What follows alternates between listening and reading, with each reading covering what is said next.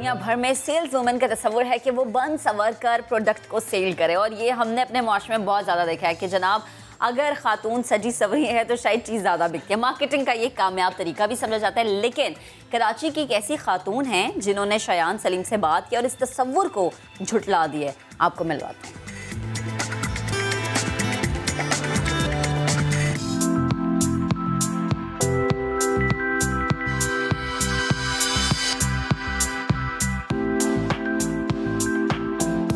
जब हम लोग कहीं मार्ट्स में या मॉल्स में जाते थे तो वहाँ पे जो है किसी भी शॉप में चले जाओ तो वहाँ पे जेंट्स आपको करते हैं, डील करते हैं।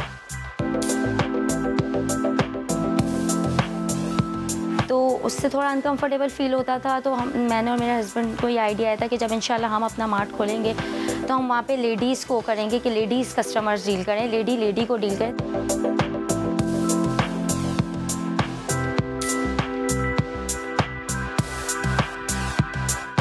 ख़वातीन अमूमन ग्रॉसरी जो है वो ख़वातीन ही करती हैं, मर्द तो बिज़नेस करते हैं अपना। तो ग्रॉसरी करना है, ये सारी शॉपिंग करना है तो ख़वातीन ही करती हैं। तो फिर हम मार्ट क्यों नहीं चला सकते अच्छे से, क्योंकि ये चीज़ तो हमें ज़्यादा पता होती है कि ये चीज़ कितने की है, वो चीज़ कितने की है।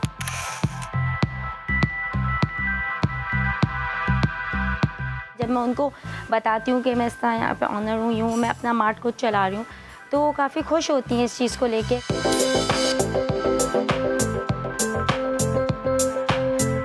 अल्हम्दुलिल्लाह मेरे पास तो बहुत अच्छे मेरे कस्टमर्स हैं जो मेरे से बहुत अच्छी तरह बात करते हैं और मेरे बहुत ज़्यादा मुझसे मतलब फ्रैंक है, दोस्ती है उनकी मुझसे। हर तरह की हम बात कर लेते हैं, हम रेसिपीज़ भी मैं उनको बता देती हूँ। तो ऐसा लगता है जैसे घर जैसा माहौल। हम अपने उसमें होते हैं, अबाए में होते हैं, अपने उसमें होते हैं, वो ज़्यादा हमारे लिए अच्छा होता है क्योंकि हम एक प्रोटेक्ट अपने आप को एक कंफर्टेबल फील करते हैं कि हम पूरे अपने आप को हिजाब में हैं, ढपे में हैं। मुझे भी फ़ैशन का शौक़ है, मैं भी फ़ैशन करती हूँ, लेकिन मैं अपने अबाए का फ़ैशन करती हूँ। मतलब अच्छा अबाया ले लिया, मतलब मुझे अबाए का शौक़ है कि मैं अच्छा अबाया पहन लूँ, ऊपर ले लेती हूँ, इन चीज़ों की शॉपिंग करती हूँ, ये अच्छी लगती है मुझे लगता है ये ज़्यादा कामयाब है चीज़ कि आप अपने आप को पूरा कवर करके अगर किसी स्टोर में खड़े हैं और चीज़ बेच रहे हैं तो वो ज़्यादा सेफ़ भी है और आसान भी। अब ज़रा आगे बढ़ते हैं, कराची की ही बात करते हैं। कराची में रहने वाले हुकूमत के बनाए गए ज़ू में तो ज़रूर गए होंगे। वैसे मैं तो जब गई थी बड़ी स्मेल आती है वहाँ से, इसके बाद मैं कभी भी नहीं गई। लेकिन आज हम आपको लेके जाएंगे एक ऐसे चिड़ियाघर में जो हुकूमत ने नहीं बल्कि रोशनियों के शहर में रहने वाले एक शख्स ने बनाया, जहाँ पर जानवर जब भागते हैं, खेलते हैं तो जो फैमिलीज़ वहाँ पर आती हैं ना उनको अपना गर्विदा बना लेते हैं। मोहम्मद शुएब अकेले चले गए जानवरों से मिलने, दोस्ती भी हो गई। वहाँ पर जाकर उन्होंने कितना एंजॉय किया आज यहाँ पर दिखाते हैं। मौजूद है कराची के एक ऐसे ज़ू में, एक प्राइवेट ज़ू है, बड़ा ज़बरदस्त मेंटेन किया गया है। 6.5 एकड़ पर मुश्तमिल ये ज़ू, यहाँ पर तकरीबन 1100 जानवर और परिंदे हैं। एक्सोटिक वाइल्ड लाइफ यहाँ पर है। इस वक्त भी मेरे बैकग्राउंड में आप देखिए ज़ेब्रास हैं, हिरन है, नील गाय है, और आगे चल के केजेस में हम दिखाएंगे आपको लॉयंस हैं। इसके साथ साथ बहुत वैरायटी यहाँ पर ख्याल बड़ा रखा जा रहा है। बिलाल सेठी जिन्होंने बड़ी मोहब्बत से कई सालों की मेहनत से अब इस ज़ू को मेंटेन किया और इसे और भी ज़्यादा अपग्रेड कर रहे हैं। वो ये वाइल्ड लाइफ आपको हम दिखा रहे हैं। अब जरा उससे मोहब्बत करने वाला, इनको यहाँ पर पालने वाला, माँ बाप की तरह ख्याल रखने वाला, उसकी हम बात करते हैं। बिलाल सेठी, अस्सलाम वालेकुम, कैसे आप? वालेकुम सलाम, thank you for being here to this trip. Thank you. ये क्या बात कर रहे हैं आपसे? कान में कुछ भूख तो नहीं लगी? कह तो नहीं लगा कि मुझे कुछ खाना है? नहीं, ये आपको वेलकम कर रहा है, आपको समा की टीम को आज यहाँ पर। Thank you sir. बिलाल और उनकी पूरी टीम इस वक्त यहाँ मौजूद है। बिलाल, मेरा ख्याल है सबसे पहले क्यों ना हम इस कप की बात करें, तो मैं दिलशाद के पास ही चलता हूँ। अस्सलाम वालेकुम, कैसे हैं आप? अच्छा, आप तो यहाँ ट्रेन करते हैं जानवरों को, इस वाइल्ड लाइफ को ट्रेन करना, ये तो बिल्कुल आपसे। कितने दिन का ये कब? ये 28 डेज़ का है। तो ये आपसे मानूस हो गया?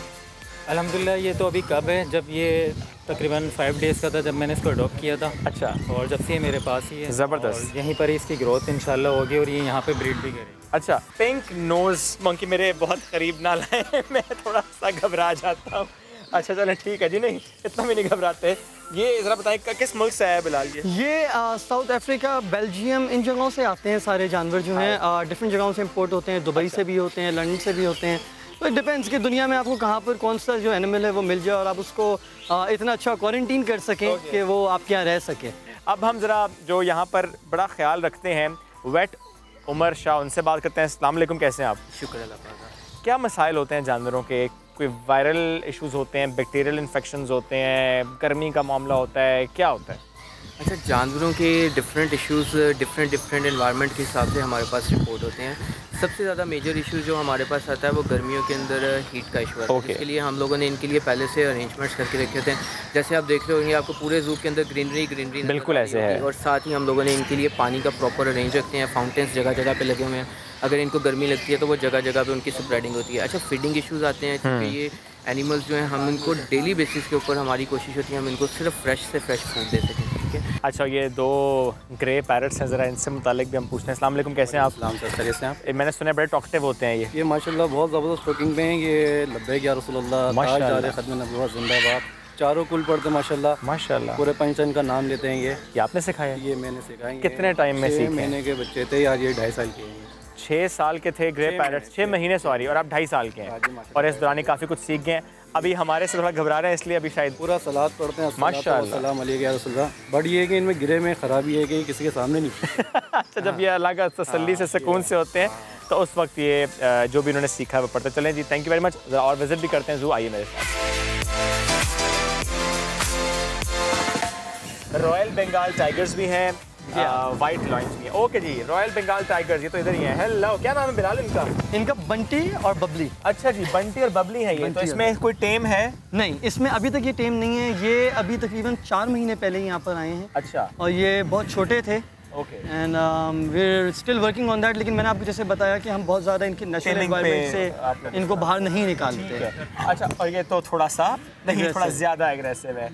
जबरदस्त। बंटी और बबली बड़े खूबसूरत जी के 2 रॉयल बंगाल टाइगर्स यहाँ पर इनको रखा गया। अभी ये छोटे हैं, ये छोटे हैं और इतने बड़े हैं, तो बड़े होंगे कितने बड़े हो जाएंगे। चलते हैं बिलाल आगे जरा। वाइट लाइन है नेक्स्ट केज में? आगे वाइट लाइन। वाइट लाइन्स आपको दिखाते हैं। वाइट लाइन के क्या क्या नाम है? ये इसमें है शनाया और शेरू। अच्छा, बड़े यूनिक नाम रखे हैं। Okay, beautiful, wow. शेरू कम है। हेलो। अच्छा, इनकी बड़ी मजेदार स्टोरी है। दूर नहीं गए तो करीब आ गए? करीब आ गए। ये बेसिकली मैं इतने से लेके आया था अपने हाथ में। अच्छा। के और उसके बाद शनाया जो है वो बीमार हो गई थी। अच्छा। उसको प्रॉब्लम हो गया था तो she was admitted in hospital for about 6.5 weeks. Okay. तो उस टाइम पे मैंने इन दोनों को अपने घर पे रखा था। Okay. So that's why they are very friendly now, अल्हम्दुलिल्लाह। ओके, जबरदस्त जबरदस्त।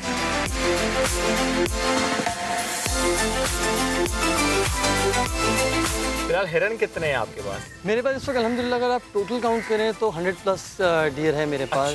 डिफरेंट ब्रीड है मेरे पास। ब्लैक डियर है जिसको ब्लैक बक कहते हैं आप, जो सलमान खान के नाम से बड़ा मशहूर हुआ था। लाइट फेलो डियर है, वाइट फेलो डियर है मेरे पास।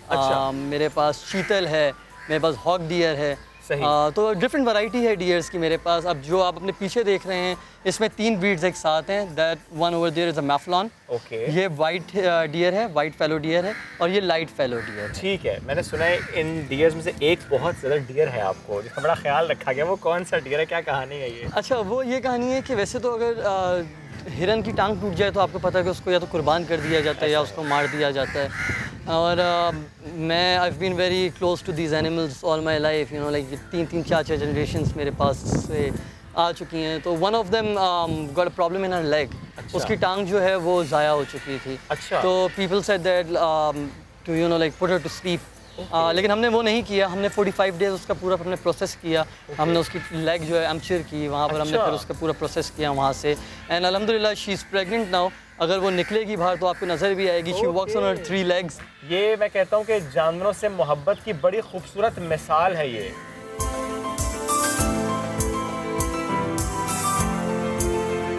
रेड डियर्स कितने हैं ये? ढेर सारे हैं। बहुत सारे हैं ये भी अल्हम्दुलिल्लाह। और जैसे कि आप इनका शोएब अंदर का देख रहे हैं, आपको हर केज जो है वो डिफरेंट नज़र आ रहा होगा अंदर से। ये जो है पानी में रहते हैं ज़्यादा वक्त, तो इनका थोड़ा सा कीचड़ का एनवायरनमेंट, बीच में वो जो आप डंप्स देख रहे हैं उसके अंदर पानी भरा जाता है। फ्रेश वाटर इनमें डाला जाता है। और इसका बच्चों से जो लगाव ये है कि सेंटा क्लॉज जिस चीज़ के ऊपर घूमते हैं क्या वो यही। अच्छा, और मुझे बड़ी प्यारी बात बिलाल ये लगी कि देखिए अब हम इसकी जब करीब आए हैं तो ये भाग नहीं रहे।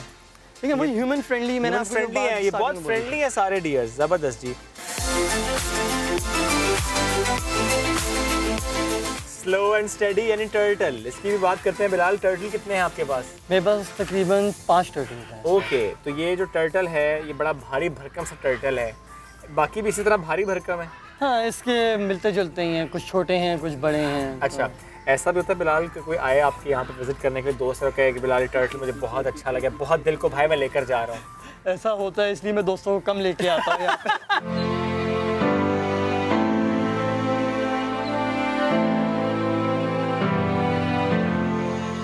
आ चुके हैं वहां पर जहां पर है ऑस्ट्रिच, शुतुरमुर्ग, और बिलाल ने बुलाया, शुतुरमुर्ग भागा भागा उनके करीब आया। ऐसे होता आप यहाँ पहुंचे, फौरन से वो आ गया। ये मोहब्बत है इनकी यहाँ पर। बिलाल वैसे क्या डेली आपके पास इतना वक्त होता है कि आप इन जामियों के पास हैं? आई एम श्योर ये बड़ा मिस करते होंगे किसी वक्त अगर आप कहीं और चले गए हैं, बाहर गए हैं कहीं। ऐसा होता है, मैं जब बाहर जाता हूँ, लेकिन ये मेरी फैसिलिटी जो है इस पे चारों तरफ कैमरास लगे हुए हैं, तो मैं बाहर भी कहीं हूँ तो मैं अपने हर जानवर को आराम से बैठ के देख सकता हूँ। जिन ऑस्ट्रिचेस को आप अभी देख रहे थे, इनके अगर आप पाँवों को नोटिस करें जी, तो इनके पाँव जो है वो डायनासोर से मुबासरत रखते हैं। बिल्कुल। तो जुरासिक पार्क मूवी आपने जरूर देखी है। जुरासिक पार्क में जो अंडा इस्तेमाल हुआ था, वो अंडा डायनासोर का नहीं, इसका अंडा था। अंडा आ चुका है, ये अंडा आ चुका है इसका यहाँ पर। और इसके आप शेल को देखिए, कितना हार्ड, बहुत हार्ड शेल है ये। It's equivalent to 40 eggs. भारी भी काफी है। It's equivalent to 40 eggs. और सबसे मजेदार बात जो ऑस्ट्रिच की, आपने देखा होगा इसकी फार्मिंग शुरू हुई थी पाकिस्तान के अंदर। ऑस्ट्रिच जो है, इसकी मीट जो है वन ऑफ द लीनेस्ट मीट है।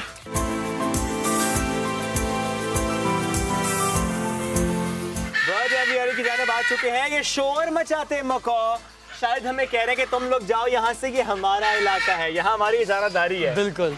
ये रेड कलर के थे रक्षा आपके पास तो बिलाल बहुत वैरायटी है जी। यहाँ पर जो ये रेड मकाउस हैं, ओके, ये ब्लू विंग मकाओ है। वाओ। तो ये सारे पेयर्स हैं इनके अलग अलग।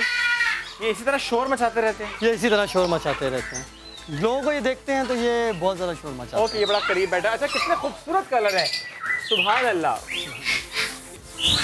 अच्छा, तो बिलाल हम आ चुके हैं, अब ये ग्रे पैरट्स की केज चल रही है, बहुत सारे ग्रे पैरट्स रखे हैं आपने। जी बिल्कुल शोएब, आपने क्योंकि देखा था कि एक ज़माना ऐसा आया था कि ग्रे पैरट बहुत ज़्यादा घरों में लोगों ने पालना शुरू कर दिए थे। उसके वजह से ग्रे पैरट बहुत पकड़े गए। फिर इंपोर्ट होने में मोर्टेलिटी बहुत ज़्यादा हो जाती है जानवरों की, तो उसकी वजह से ग्रे पैरट जो है वो भी कम हो रहे थे। तो मैं कोशिश मेरी ये होती है कि जो जानवर एक्सटेंट हो रहा हो और मैं उसको यहाँ पर बचा सकूँ, तो उसकी मैं ब्रीडिंग जो है उसको अपने पास इंक्रीज कर देता हूँ। ब्रीडिंग हो रही है यहाँ? ब्रीडिंग हो रही है मेरे पास, यहाँ भी हो रही है, और मेरे पास एक सामने यूनिट बना हुआ है पूरा। उस पूरे फ्लोर में सिर्फ ग्रे पैरट की ब्रीडिंग होती है। वाह, यहाँ ही बहुत ज़्यादा ग्रे पैरट से आगे, तो फिर इसका मतलब बहुत है। अच्छा जी, कॉकटेल्स हैं आगे, ग्रीन पैरट भी है। Wow, hello. अरे बर्ड्स से फौरन आगे हम लायंस की जानिब एक बार फिर से। Another beautiful couple of white lions. क्या नाम है बिलाल इनका? इसका नाम है दिलावर एंड बख्तावर। ये क्यों? बस ये जब आए थे तो ये बेसिकली मैंने यहाँ पर ही किसी से लिए थे। अच्छा। उसके बाद यही नाम था इनका। ठीक है। और ये अभी we are working on them. ये बहुत ज़्यादा वीक हैं अभी फ़िलहाल। अच्छा, तो इनका बहुत ज़्यादा ख्याल रखा इनका कुछ हम लोग इसको यहाँ पे इसके कंट्रोल एनवायरनमेंट में रखा हुआ है कि इनको गर्मी उतनी ना लगे। सही सही। फिर इनकी फीड जो है वो हम दोनों को अलग करके देते हैं। अच्छा, ताकि दोनों को इक्वली खाना मिल जाए, ये ना हो कि एक भाईजान दूसरे भाई का सारा खाना ही खा जाए। अच्छा, यहाँ पर जनाब डक्स तो हैं, फिश भी है इस पानी में, लेकिन सबसे मज़े की चीज़ फ्लेमिंगोज है यहाँ पर। और बिलाल बता रहे थे मुझे कि ये रिसाइकल्ड वाटर है और यहाँ पर मछलियाँ भी हैं, मछलियाँ बच्चे देते हैं, वही डक्स हैं वो खा रहे हैं। बड़ा अच्छा इकोसिस्टम मेंटेन किया गया है। तो जो बच्चे किताबों में देखते हैं फ्लेमिंगोज, वो यहाँ पर आकर रियल देखते हैं कि फ्लेमिंगोज कितने क्यूट, कितने प्यारे होते हैं। हम आ चुके हैं इस केज के अंदर, बहुत खूबसूरत, बहुत प्यारे मोर, और मोर यहाँ पर नाच रहे हैं। ये बड़ा खूबसूरत सा मोर जो कि मुझसे डर के थोड़ा सा भाग गया है। अच्छा, ये पाइड है, ये वाइट एंड ग्रीन मिक्स, इसका बड़ा खूबसूरत कलर है। Variety of peacocks here. इतने जानवर हैं यहाँ पर कि मुझे बिलाल से कहना पड़ा कि बिलाल इस केज को स्किप करते हैं, अगले केज की जानिब बढ़ जाते हैं, लेकिन यहाँ पर आके मैं रुक गया। कैंगरू, वेलबी, ये बड़ी स्पेशल मैं कहूँगा इसकी टाइप। और ये आपके पास कहाँ से आया बिलाल? ये बेल्जियम से आए हैं। इसका ये पूरा पेयर है। अच्छा। बल्कि इसकी 2 फीमेल्स और 1 मेल है। अच्छा। और ये जिस एरिया के अंदर आप खड़े हैं ये हमारा मेडिकल यूनिट है। ओके। तो अगर किसी जानवर को, जैसे आजकल आप देख रहे हैं गर्मी बहुत ज़्यादा हुई है, हीट हो जाए या कोई और चीज़ उसकी पूरी करनी हो, तो उनको हम इन फ्लोर्स पे लेके आते हैं। अच्छा। तो he is here for his quarantine purpose. अच्छा। ये अभी कुछ अर्सा पहले आया था, तो इसको अभी हम लोग क्वारंटीन पीरियड इसका पूरा इसके बाद बड़े केज में जाएगा। इसके बाद इसका पूरा इंक्लोजर है बाहर, उस इंक्लोजर के अंदर ये मूव हो जाएगा। बड़ा क्यूट सा है ये पाकिस्तान में गेस बहुत कम है। बहुत कम है, ये चीज़ें बहुत कम है। और जिन लोगों के पास हैं उन लोगों ने अपने घरों के अंदर रखी हुई हैं, एक आध कोई 2 ब्रीड किसी भी जानवर की, और वो डिस्प्ले पे नहीं आती है आम आवाम से। एग्जैक्टली मैंने फर्स्ट टाइम वाला भी देखी तो मुझे बड़ा अच्छा लगा जी देख के, और बड़ा अच्छी बात ये कि बड़ा ख्याल रखा जा रहा है। और जिस एरिया में आपने तो कहा क्वारंटाइन, मुझे तो लग रहा है कि यहाँ पे ज़्यादा आज़ादी है। बर्ड्स है केज के अंदर कोई नहीं है, घूम फिर रहे हैं, उड़ रहे हैं।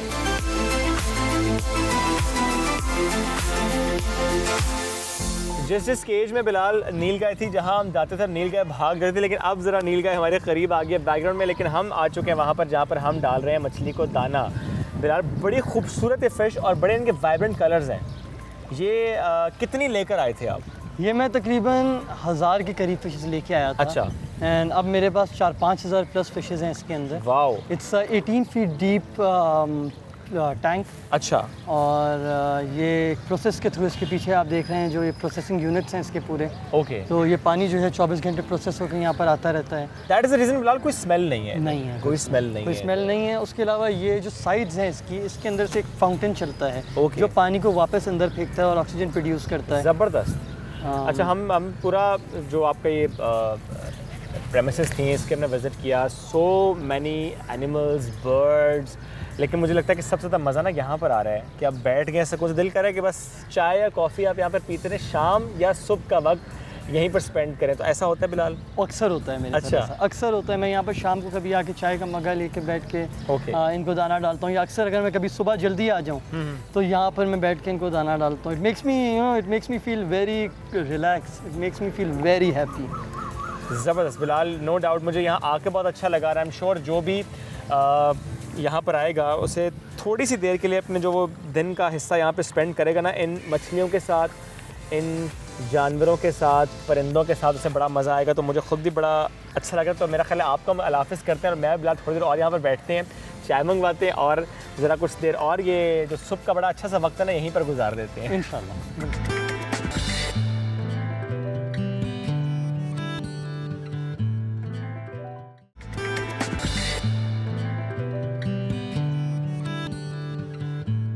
हादसे ज़िंदगी में हुआ करते हैं, लेकिन आपको मिलवाते हैं लाहौर की एक ऐसी बाहिम्मत लड़की से जो दुनिया में आने से पहले ही एक हादसे का शिकार हुई।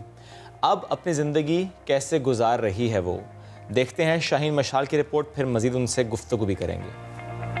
पैदा हुई, सब कहने लगे कि ये लोथड़ा कैसे संभालोगी, जब भी मैं इसे कपड़े पहनाऊं कभी बाजू की हड्डी टूट जाए। मैंने इसके कपड़े बदलने बंद कर दिए।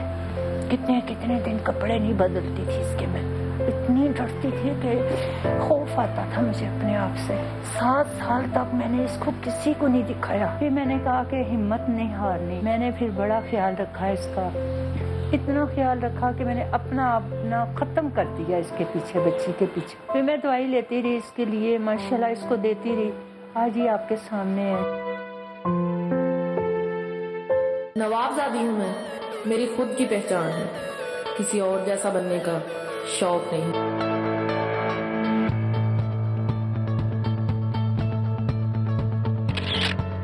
मेरा नाम ज़ाहरा याकूब है और मेरी जो उम्र है वो 23 है। मेरी हाइट जो है 2.5 है। अब मामा का 6 मंथ था तो मामा के साथ हादसा पेश आया था, वो गिर गई थी। तो उसके बाद से मेरी बोन्स वगैरह टूट गई थी, मेरी ग्रोथ रुक गई थी।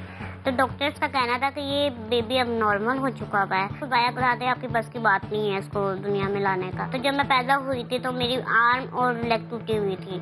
डॉक्टर ने हड्डी पे हड्डी जोड़ दी थी, उसकी वजह से ना मेरी आर्म सीधी हो सकती है ना मेरी लेग सीधी हो सकती है। मैं इंस्टा के लिए बनाती हूँ टिकटॉक, और इंस्टा पे मैं ब्यूटी इन्फ्लुएंसर हूँ, पाकिस्तान की पहली ब्यूटी इन्फ्लुएंसर जो व्हील चेयर पे है। ये ब्रशर है एंड ये मेरा फेवरेट है, और ये मेरा फाउंडेशन है। मेकअप करना किसी से नहीं सीखा मैंने, खुद से बस अपने ऊपर करती रहती हूँ। मेकअप न्यू लुक निकालती हूँ, कुछ अच्छा लग जाए तो उसको खुद पे क्रिएट करती हूँ। फिर अगर अच्छा लग जाए तो फिर मैं उसके मुताबिक कोई भी ड्रेस पड़ी हो पहन के तस्वीर लेना शुरू कर देती हूँ।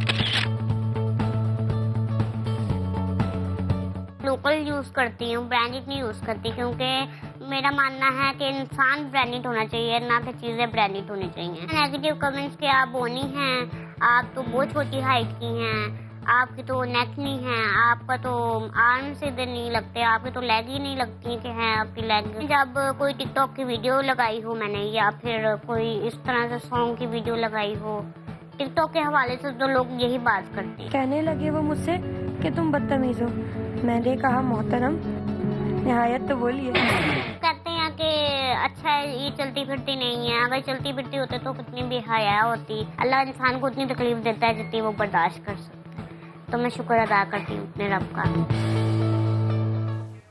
तो मैं इनके हौसले को दाद देना चाहूँगी और यकीन करें कि ऐसे हौसले हमारा हौसला बढ़ाते हैं। हमारी ये ख़ास मेहमान ज़हरा याकूब हमें ज्वाइन कर चुके हैं। अस्सलाम वालेकुम ज़हरा, गुड मॉर्निंग, कैसी हैं आप? वालेकुम अस्सलाम, मैं बिल्कुल ठीक हूँ, आप कैसी हैं? अल्हम्दुलिल्लाह। आपका मेकअप देख के ना मैं थोड़ी सी जेलस हो रही हूँ, इतना अच्छा मेकअप आपने किया है। अच्छा मुझे ये बताएं। खुद ही कर लेती हूँ जैसे भी आता है। बिल्कुल, मैं यही पूछने वाली थी कि मेकअप मैंने खैर रिपोर्ट तो देखी है, लेकिन मैं चाहूँगी हमारे नाज़रीन आपकी ज़ुबानी सुने ये चीज़ें। मेकअप आपने सीखा है कहीं से, किसी से इंस्पायर हुई हैं? क्योंकि हम हमेशा ये देखते हैं कि जो टिकटॉकर्स होते हैं ना एक दूसरे को देख देख के सीख लेते हैं, तो आपने क्या किसी से सीखा? नहीं, बिल्कुल नहीं, मैंने खुद से सीखा है जो सीखा है, मैंने किसी से नहीं सीखा और ना किसी से इंस्पायर होकर मैंने मेकअप करना शुरू किया। ज़बरदस्त। अच्छा थोड़ा सा मैं ये चाहूँगी कि मैं आपकी ज़िंदगी के हवाले से भी बात करूँ, जैसे हमने रिपोर्ट भी देखी है। तो जब भी कभी आप किसी डॉक्टर के पास जाएं या वालिदा के साथ कहीं बाहर जाएं, तो जैसे हम देखते हैं कि टिकटॉक पर नेगेटिव कमेंट्स होते हैं जो कि आपके हौसले को थोड़ा सा पस्त कर देते हैं, तो अगर आप ऐसे जुमले सुनती हैं या ऐसे जुमले सुनने को मिलते हैं तो उस वक्त क्या फीलिंग्स होती हैं? दिल में सबसे पहली बात क्या आती है? क्योंकि मैं चाहती हूँ आज आप दिल खोल के बिल्कुल दोस्तों की तरह हमसे बात करें। उस वक्त दिल में तो यही बात आती है कि बनाया तो अल्लाह पाक की ज़ात ने है, लेकिन इनको शायद दिमाग दिया लेकिन इनको इस्तेमाल करना नहीं आता, कि ये अगर इस्तेमाल कर लें तो शायद ये दूसरों पर तनकीद करना छोड़ दें। ये ज़हनी माजूरी है जिसकी हम हमेशा बात करते हैं कि खुदा के लिए ज़हनी माजूर ना हो, आप अपने दिमाग को, अपनी सोच को बड़ा करें। ज़हरा, लेकिन मुझे ये बताइएगा कि मैं अभी आपके इंस्टाग्राम भी देख रहा था, जितनी वीडियोस आप उस पर अपलोड करती हैं माशाल्लाह और अल्हम्दुलिल्लाह बहुत ज़्यादा पॉजिटिव फीडबैक है वहाँ पर। तो फिर तो जब ये फीडबैक आप देखती हैं स्पेशली ऑन योर इंस्टाग्राम, तो फिर आई एम श्योर कि आप भी अल्लाह का शुक्र अदा करती होंगी कि यू आर डिफरेंटली एबल। आपको अल्लाह ने इतनी इज्जत दी है, शोहरत दी है, लोग अब आपको बहुत ज़्यादा अप्रिशिएट करते हैं, लोग आपसे सीखते हैं, आप मोटिवेशन बन गई हैं फॉर सो मैनी।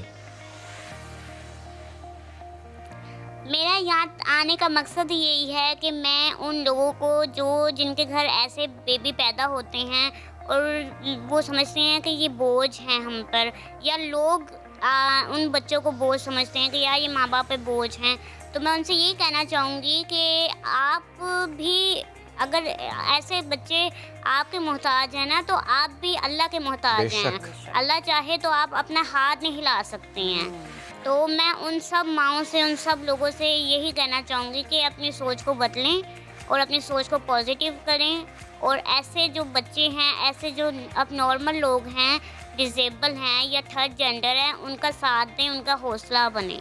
बेशक ज़हरा, यूँ तो हम अपनी वालिदा का हमारे लिए एक रात के जागने का भी हिसाब पूरा नहीं कर सकते, लेकिन जो आपके लिए आपकी वालिदा ने किया, आप ज़ाहिर है जितना इस वक्त मशहूर हो चुकी हैं, जितनी बड़ी आप सेलिब्रिटी मैं कहूँगा बन चुके हैं, इन्फ्लुएंसर हैं आप, मोटिवेशनल स्पीकर हैं आप, ब्लॉगर हैं आप, इस सब के पीछे सिर्फ एक शख्स है और वो है आपकी माँ।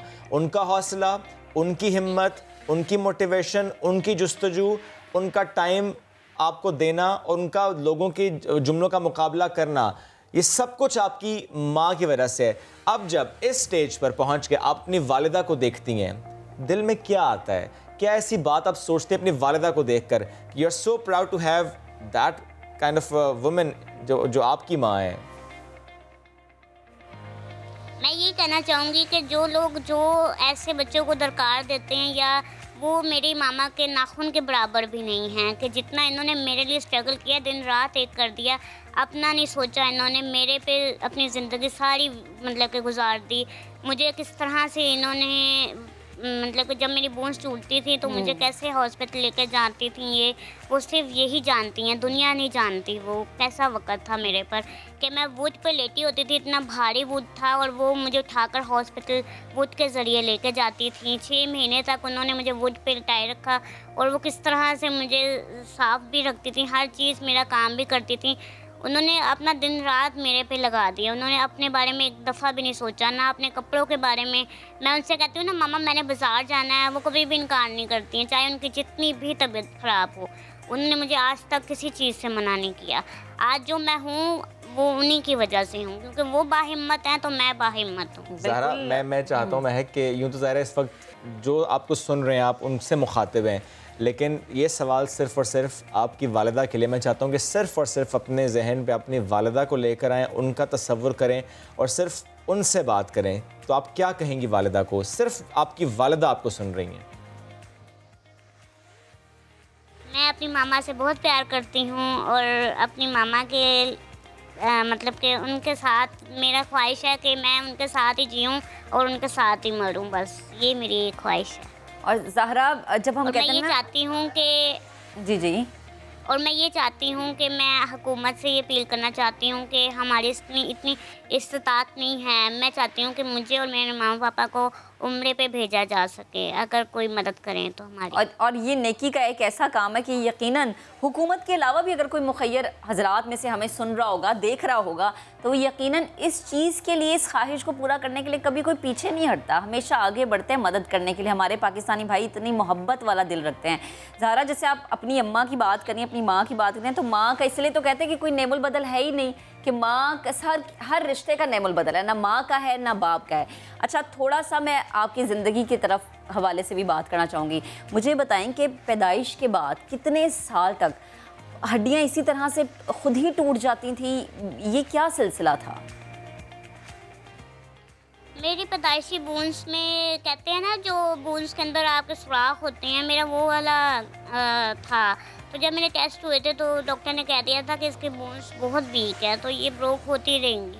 तो 7 साल की उम्र तक, 8 साल की उम्र तक मेरी ब्रोक होती रही जगह जगह से। तो उसके बाद रुक गई थी, लेकिन और बीमारियां शुरू हो गई थी फिर मुझे। फिर लास्ट जो मेरी हड्डी आर्म ब्रोक हुआ था वो हुआ था 2015 को हुआ था मेरा ना। तो उसके बाद से माशाल्लाह फिर मेरी कभी नहीं हुई है। अल्हम्दुलिल्लाह, अल्लाह करे कभी भी दोबारा आपको कोई तकलीफ़ ना हो। ज़हरा, मुझे ये भी बताइएगा, किस उम्र में थी आप जब आपने सोशल मीडिया की दुनिया में कदम रखा?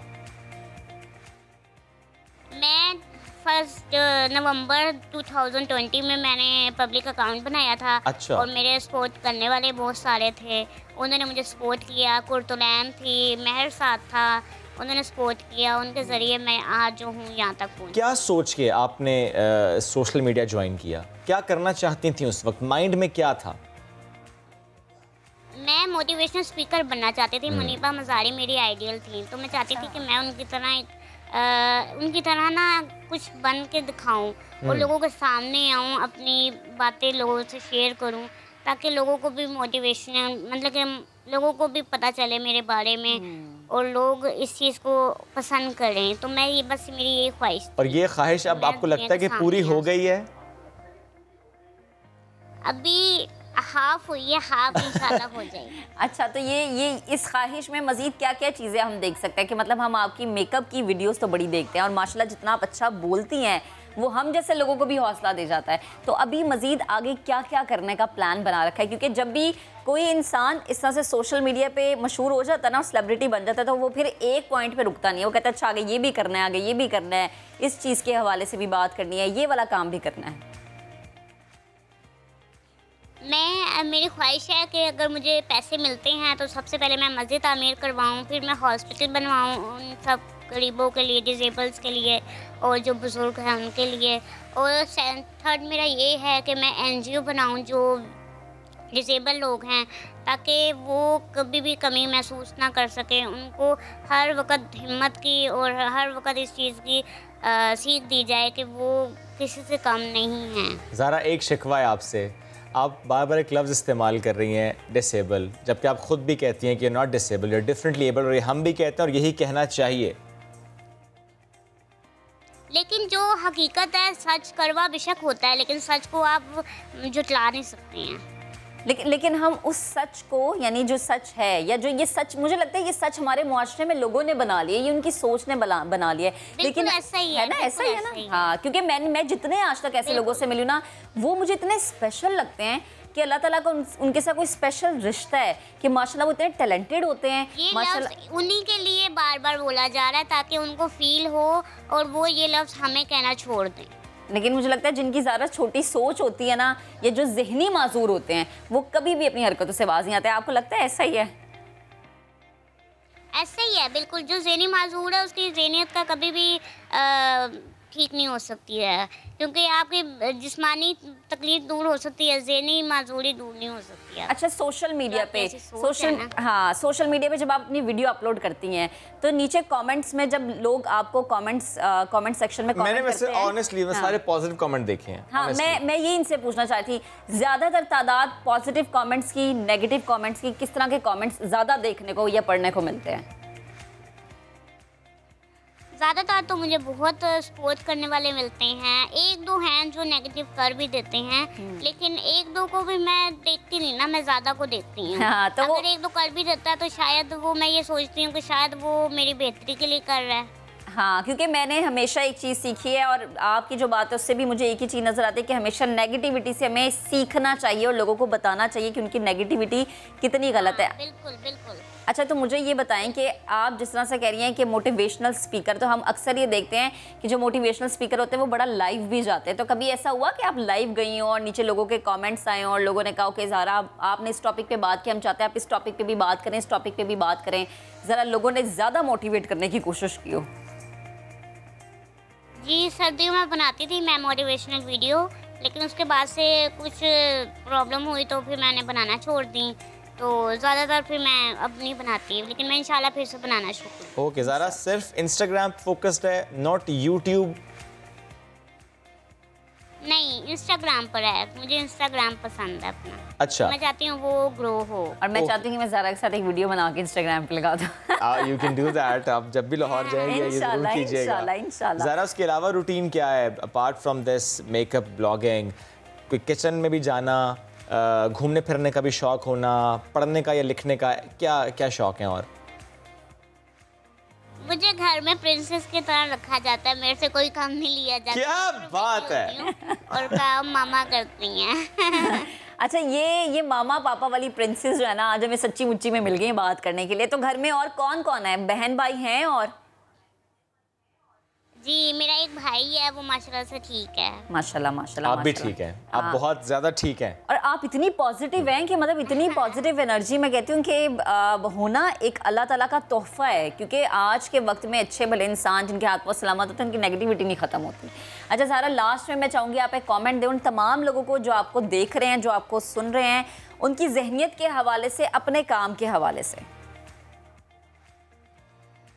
मैं उनको यही कहना चाहूँगी कि आप एक ऐसे माशरे में हैं जहाँ पर आपको अच्छे लोग भी मिलेंगे और बुरे लोग भी मिलेंगे। जो अच्छे लोग हैं ना, वो हमेशा अच्छाई फैलाते हैं, और जो बुरे लोग हैं वो हमेशा बुराई फैलाते हैं।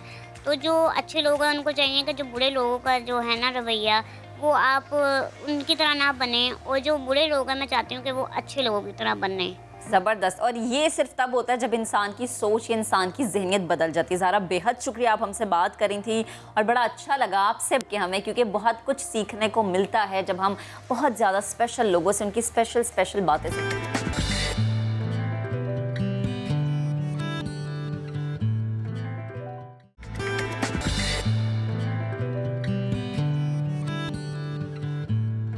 टीवी पर सियासी खबरों में और टॉक शोज़ में तुंदो तेज़ जुमलों का तबादला करने वाले क्या अपनी प्राइवेट लाइफ में भी ऐसे ही होते हैं? बलूचिस्तान हुकूमत के तर्जुमान लियाकत शाहवानी से महक असलम ने कुछ दिलचस्प गुफ्तगू की।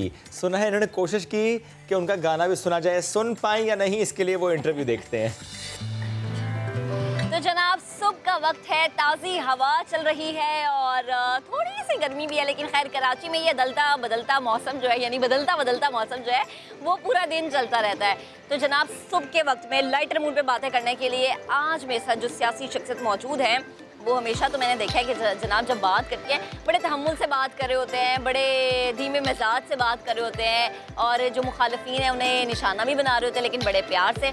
आज हम सियासी गुफ्तगू नहीं करेंगे, थोड़ी सी करेंगे, लेकिन ज़्यादा नहीं करेंगे। ज़्यादा हम उनकी शख्सियत के बारे में जानेंगे। मेरे साथ मौजूद है लियाकत शाहवानी साहब। अस्सलाम वालेकुम सर, गुड मॉर्निंग। जी वालेकुम सलाम, बड़ी नवाजिश। जिस जगह पर, जिस कुर्सी पे आप मौजूद हैं, कभी सोचा था कि ये काम करूँगा? नहीं, कभी नहीं सोचा। असल में पॉलिटिक्स में ये एक चैलेंज भी है, अपॉर्चुनिटी भी थी, और इंशाल्लाह मैंने बड़ा कोशिश की है कि बेहतर अंदाजे में इसको आगे प्रमोट कर सकूं और एक प्रेसिडेंट कायम करके जाऊं, ताकि आने वाले लोग जब इधर आएँ वो विश करें, वो डिज़ायर करें कि वो भी स्पोक्स पर्सन बने। तो मैंने बड़ा कोशिश किया इस पोजीशन को एलिवेट करने का और लोगों को सर्व करने का। तो लियाकत साहब, आपने बचपन में सोचा था कि नहीं जी मैंने इंजीनियर बनना है, डॉक्टर बनना है, पायलट बनना है? बहुत सारे बच्चे जो है ना वो ये सोच लेते हैं 7-8 साल की उम्र में जनाब कि अम्मा अब्बा इंजीनियर बनना है या पायलट बनना है या डॉक्टर बनना है। अब आपने क्या सोचा? मैं तो सिर्फ और सिर्फ जो है ना मार्शल आर्ट्स का इंटरनेशनल प्लेयर बनना चाहता था। और वो आप उस ज़माने में, हाँ, वो मैं उसी ज़माने में 95 मैंने गोल्ड मेडल लाया था उस वक्त इंटरनेशनल टूर्नामेंट में। और लेकिन साथ साथ स्टूडेंट लाइफ में, चूँकि मैं स्टूडेंट लाइफ ही से पॉलिटिक्स में आ गया था, तो पॉलिटिक्स उस वक्त मेरा बड़ा पैशन नहीं था, स्पोर्ट्स था। लेकिन वक्त के साथ साथ फिर पॉलिटिक्स जो है वो डोमिनेट करता गया और फिर अमली सियासत के साथ साथ उसको पढ़ने का शौक़ हुआ। फ़िलासफ़ी मैंने पढ़ा, मास्टर किया फ़िलासफ़ी में, पॉलिटिकल साइंस में, इंटरनेशनल रिलेशंस में। और फिर चूँकि एक प्रोफेशन मैंने ज्वाइन करना था और मैंने फ़ैसला कर लिया था कि पॉलिटिक्स ही में रहना है, तो इसके साथ जो रिलेटेड प्रोफेशन है पूरी दुनिया में जो सूट करता है एक पॉलिटिकल वर्कर को, दैट इज़ लॉ। तो फिर मैंने LLB किया और फिर बलूचिस्तान ही से, कोयटा से मैंने प्रैक्टिस का आगाज़ किया। बलूचिस्तान हाई कोर्ट में मैंने प्रैक्टिस किया और उसके बाद इस्लामाबाद शिफ्ट हुआ। इस्लामाबाद में मैं दिन में इस्लामाबाद हाई कोर्ट में प्रैक्टिस किया करता, तो शाम में टॉक शोज़ में होता था, आपके शोज़ में उस वक्त कई एक शोज़ में मैं एज ए पॉलिटिकल एनालिस्ट आया करता था। और आज ये फ़र्क ये है कि पॉलिटिकल एनालिस्ट के बजाय एज ए स्पोक्स पर्सन आपके साथ बैठा हूँ। ज़बरदस्त। सर मुझे ये बताएं, तो कहते हैं कि हर कामयाब मर्द के पीछे एक औरत का हाथ होता है, आपकी कामयाबी के पीछे किसका हाथ है? मेरे ख्याल में माँ की दुआ जो है वो बिगनिंग से, बिल्कुल शुरू से माँ का शफकत प्यार आपके साथ रहता है, वालिद का भी रहता है और यकीनन बीवी की भी। बीवी भी जो है वो भी दुआगो है, वो भी सपोर्टर है, वो भी आपकी खुशी में खुश होती है, वो भी आपको आगे बढ़ता हुआ और तरक्की करता हुआ देख। तो मेरे ख्याल में ये इन सब का किरदार है। मर्द के मतलब सिर्फ औरत ही नहीं बल्कि आपके वेल विशर हैं, आपके भाई हैं, आपके पेरेंट्स हैं, आपके दोस्त हैं, लेकिन उसके लिए ज़रूरी है कि आप पॉजिटिव रहें। पॉजिटिव रहें। एक गाना हो जाए हल्का फुल्का। जो नहीं है तो कुछ भी नहीं है, ये माना कि महफिल जवां है, हंसी है। तू जो नहीं है तो कुछ भी नहीं है, ये माना कि महफिल जवां है, हंसी है। ये भाभी को डेडिकेट किया है। ये डेडिकेट है उन तमाम लोगों के लिए जिनके बगैर आपका ज़िंदगी अधूरा है। आपकी ज़िंदगी में कई एक लोग होते हैं। अच्छा लियाकत साहब, एक और बात मुझे बताएं, माशाल्लाह बड़ी अच्छी सीट पे हैं आप, और आप ये सीट अच्छी नहीं है जहाँ मैं बैठा हूँ।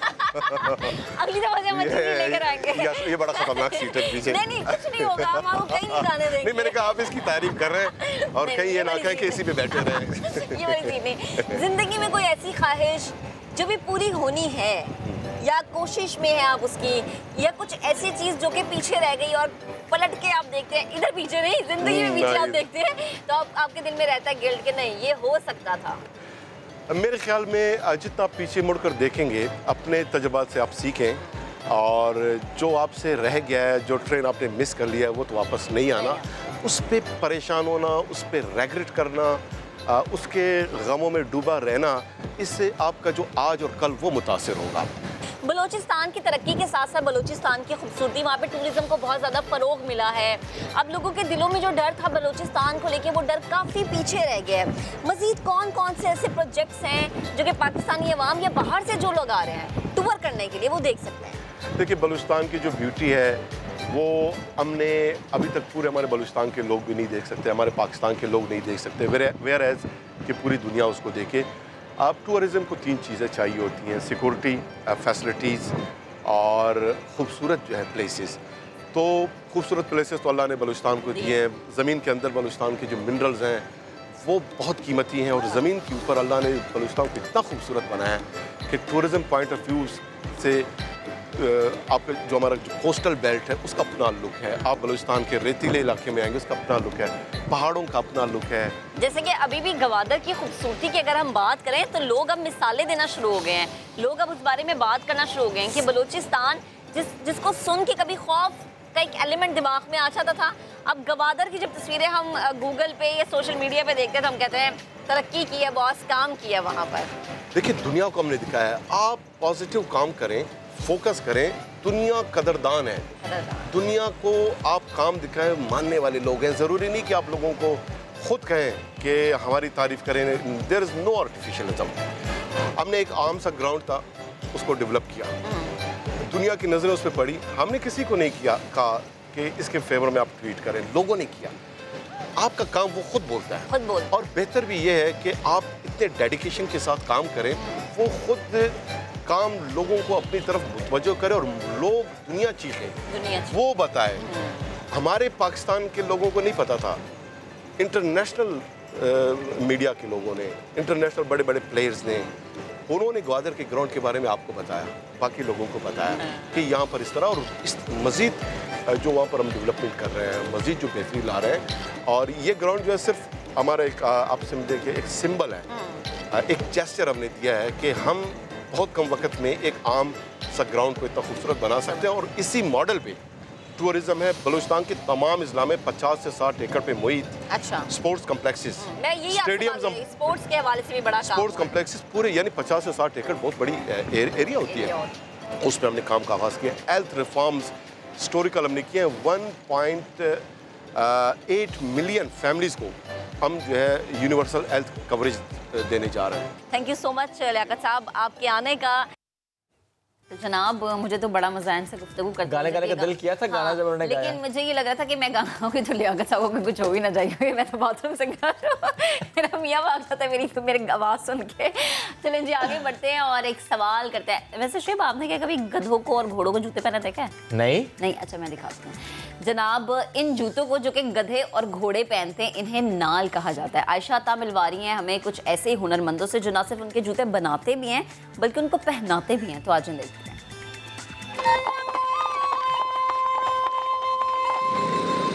शहर की ऊंची नीची सड़कें और इन पर जानवरों के जमते कदम, इन कदमों को कंकर, मट्टी और तपती जमीन से बचाने के लिए खास जूते पहनाए जाते हैं जो नजर तो नहीं आते मगर इनके पाँव की पूरी हिफाजत करते हैं। जानवरों के जूते बनाने का फन सदियों पुराना है।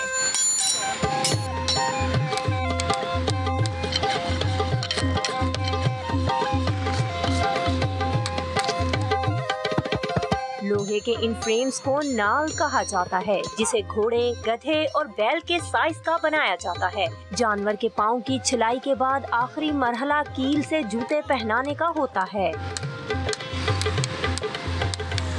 इसके पाँव साफ करते, सिलाई करते हैं, फिर इसको रेती मारते, उसके बाद हम इसको खुरियाँ फेंट करके इसके पाँव पर लगाते। सड़कों पर चलती गाड़ियों और लोडर रिक्शों की बहुतात ने जहां गधा, बैल और घोड़ा गाड़ी को किस्सा पारीना बनाया, वहीं नाल साजी का फन भी मादूम होने को है। बहुत घोड़े थे, बहुत काम था, बहुत काम वाले लोगों ने घोड़े रखे हुए थे, काम कराते थे। अब वही वक्त आ गया, गाड़ियों की वजह से काम नहीं है। एक जूता पहनाने के इवज 100 रुपए हासिल करने वाले ये नालसाज कहते हैं कोई दूसरा हुनर ना होने के बायस वो ये काम अब मजबूरी के तहत कर रहे हैं। वक्त की तेजी ने नालसाजी के इस फन को माजी का किस्सा बना दिया है। यही वजह है कि इस कारोबार से वाबस्ता अफराद अपने इस रोजगार के जरिए से नाखुश दिखाई देते हैं। कैमरामैन इशफाक अब्बासी के साथ आयशा अता, समा, लाहौर।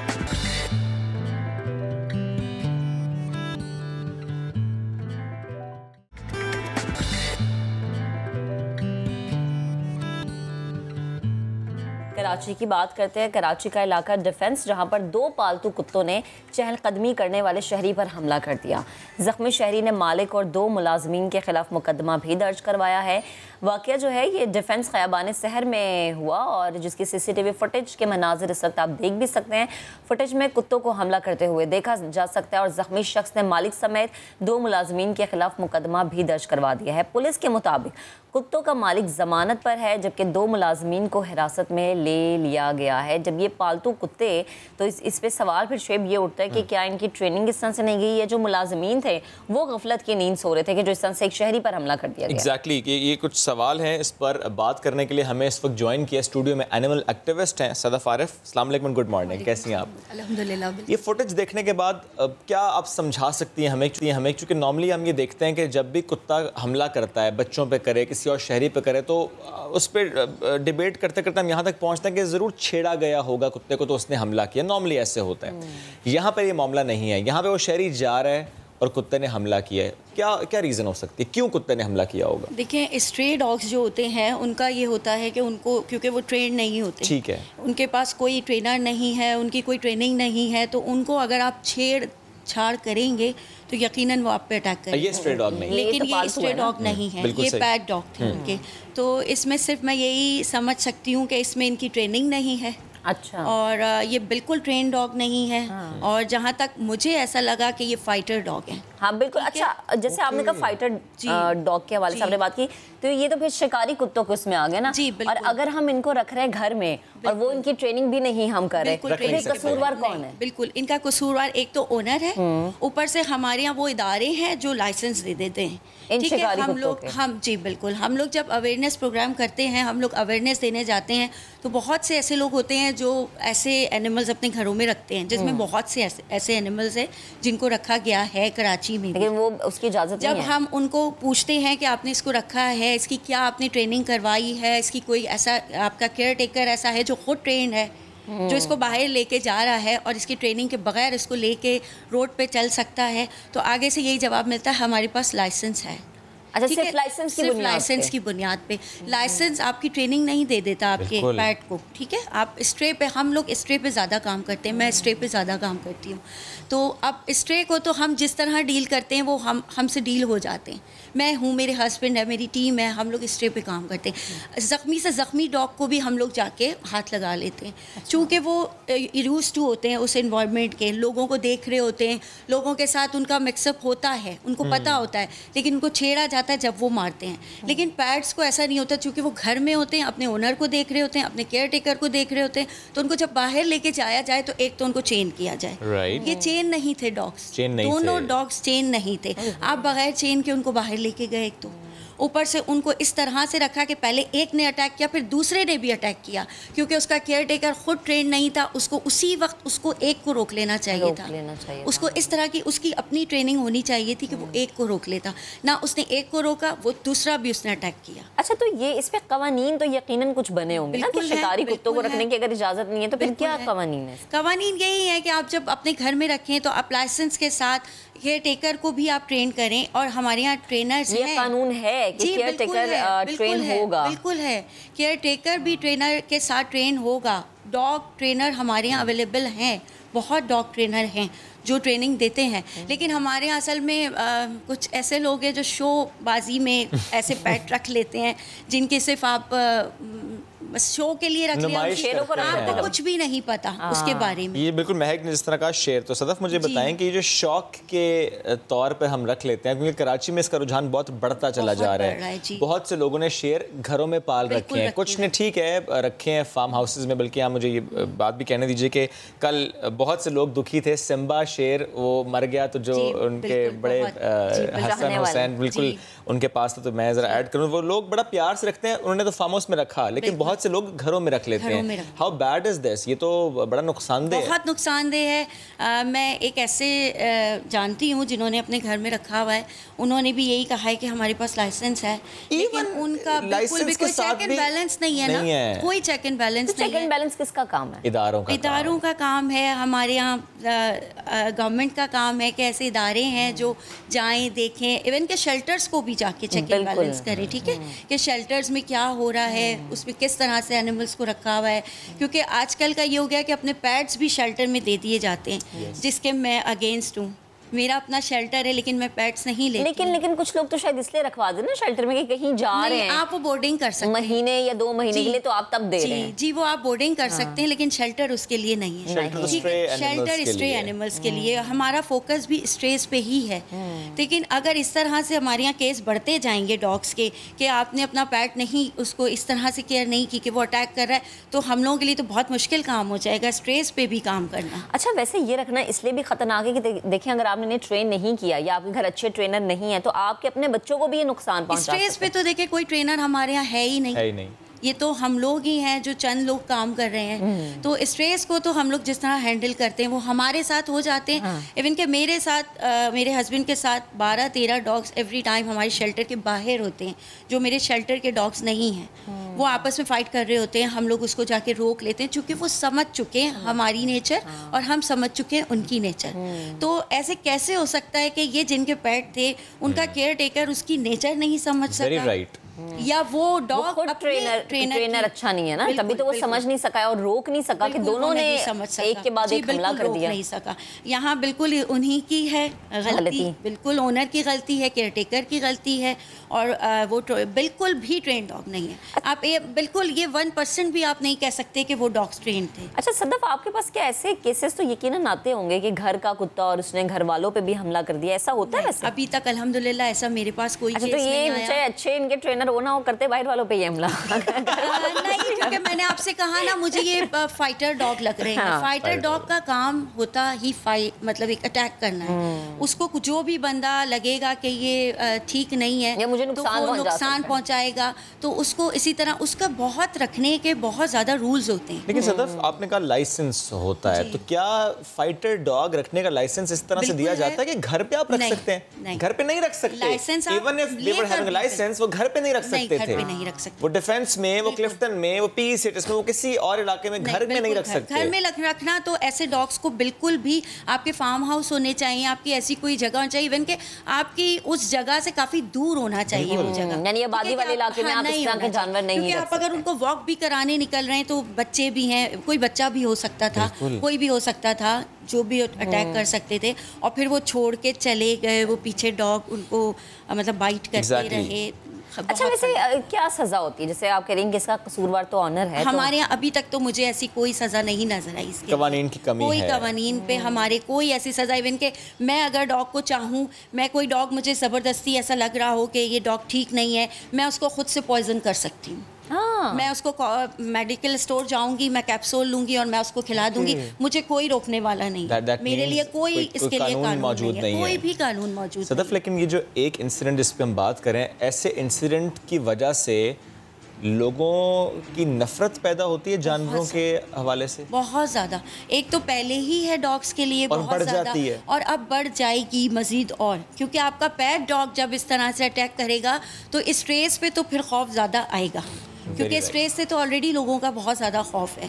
तो जब पेट्स इस तरह से करेंगे तो ये तो बहुत ही, क्योंकि मेरा काम ही अवेयरनेस स्ट्रेस पे है कि उनको प्यार करो, उनको रखो, और इस तरह से आप लोगों का काम भी डिस्टर्ब होगा। इस तरह से हम लोगों के लिए बहुत। अच्छा, जैसे आप अवेयरनेस की बात करी है, अगर हम ये बात कर लें कि हम अपने अपने तौर पे इस चीज़ के बारे में लोगों को अवेयरनेस देना चाहते हैं, तो हर शहरी की बहैसियत एक शहरी क्या जिम्मेदारी हो सकती है इस हवाले से? बिल्कुल, वो यही है कि आप लोग जाएँ, सबसे पहले आप लोग हमारे जो स्ट्रेस होते हैं, क्योंकि उनको खाना नहीं मिलता, ठीक है, उनके पास खाना नहीं होता, तो सबसे पहले तो उनको आप लोग खाना दें। जब वो पेट भर के खाना खाएगा तो वो सिर्फ सोएगा। डॉग्स का काम होता है वो सारा दिन आपको नज़र नहीं आएंगे, वो सोते हैं, और रात को वो आपको निकलते हैं बाहर।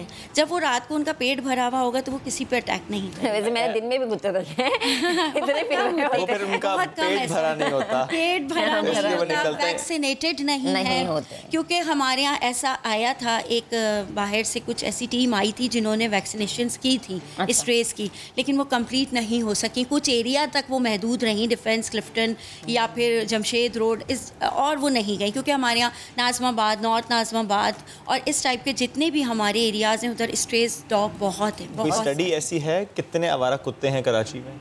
हमारे यहाँ तो अभी 2 लाख से अबव तो अभी वैक्सीनेशन हुए थे, ठीक है, किए थे वैक्सीनेशन, किसी NGO ने प्राइवेट किए थे, लेकिन हमारे यहाँ गवर्नमेंट को चाहिए कि वो इसकी तरफ थोड़ी सी तवज्जो दे। क्योंकि देखिए ना NGOs कितना काम कर लेंगे। NGOs हमारे यहाँ पहली बात इतनी है नहीं, बहुत कम लोग हैं जो ये काम कर रहे हैं। प्राइवेट जो अपना एनिमल लवर्स जो कर रहे हैं वो स्टूडेंट्स हैं ज़्यादा अपनी पॉकेट मनी से अपना जिस तरह से भी कर रहे हैं, तो इस पर बहुत ज़्यादा फोकस होना चाहिए। और क्योंकि ये हमारे लिए हमसे ज़्यादा ये हमारी जो बाहर लोग जो इनसे नफ़रत बढ़ती जा रही है ना, तो वो पॉइजन केस बढ़ते जा रहे हैं। एक तो नफ़रत का भी एलिमेंट है और दूसरा खौफ का भी बड़ा एलिमेंट खौफ है।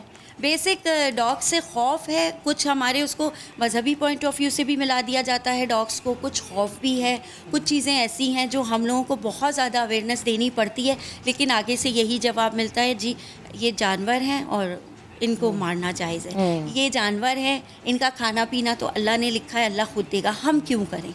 मतलब आगे से ये हमें रिस्पांस मिलता है, तो हमारे लिए थोड़ा अवेयरनेस करना मुश्किल होता है, बहुत ज़्यादा मुश्किल होता है। और मैं तो बस यही कहूँगी, जो भी इस तरह से शो के तौर पे अपने पेट्स को इस तरह से रख रहे हैं, वो कम से कम उनको वैक्सीनेशन कराइए, बिल्कुल उनको ऐसे केयर टेकर्स रखिए जो अपने साथ साथ उनकी भी केयर कर सकें। और आप जब भी बाहर अपने पेट्स को लेकर निकलें, एटलीस्ट चेंज तो कर रहे हैं उनको। अच्छा, एक चीज़ सदफ ये भी होती है, जैसे आपने खौफ की भी बात की, नफ़रत की बात की, तो लास्ट में जानना चाहूँगी कि अक्सर ऐसा होता है कि कह देते कि गोली मार दो, गोली मार दो, या फिर ये जैसे आपने कहा कि इंजेक्शंस लगा दिए जाते हैं। गोली मारी गई है, बहुत जगहों पर मारी गई है, बहुत जगहों पर प्राइवेट लोग अपना खुद ही कि मैंने बहुत सी जगहों पे ऐसा जाके देखा। अभी PIB कॉलोनी में बहुत ऐसा हुआ था कि कुत्तों को जला दिया गया था। तो वहाँ पे जब हम लोग गए तो उन्होंने कहा क्योंकि कोई आता नहीं है, क्योंकि कोई यहाँ पे, हमने बहुत कंप्लेंट्स की, हमने बहुत इदारों से कांटेक्ट किया, कोई नहीं आता, तो हमें कोई हल नहीं मिला, तो हम ना चाहते हुए भी हमने इनको जला दिया, ना चाहते हुए भी हमने इनको गोली मार दी, और ना चाहते हुए भी हमने इनको पॉइजन दिया।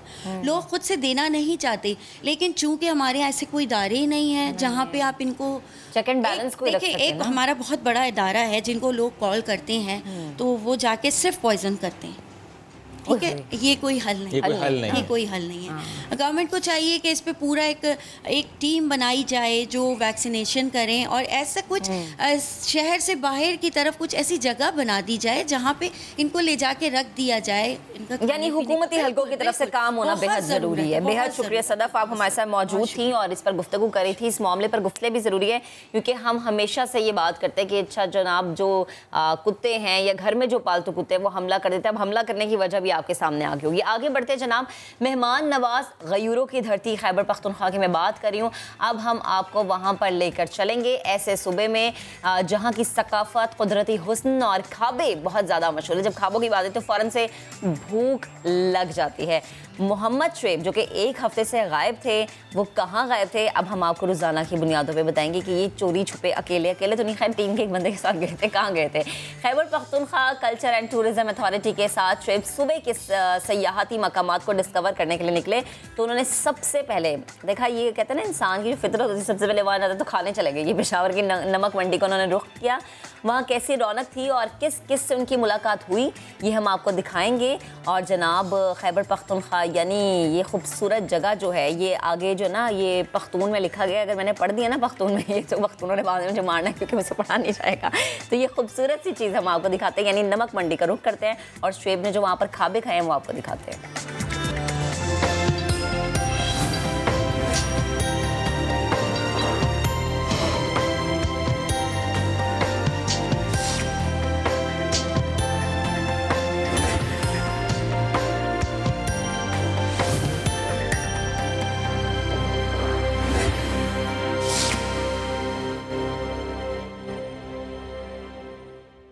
पूरे पाकिस्तान में हम ये देख रहे हैं कि SOPs पर अमल दरामद होने के साथ साथ वैक्सीनेशन जिस तरह से हो रही है, तो अब हालात बेहतर हो रहे हैं। जहां पहले वीरानी छाई हुई थी, अब वहां रौनकें लौट रही हैं।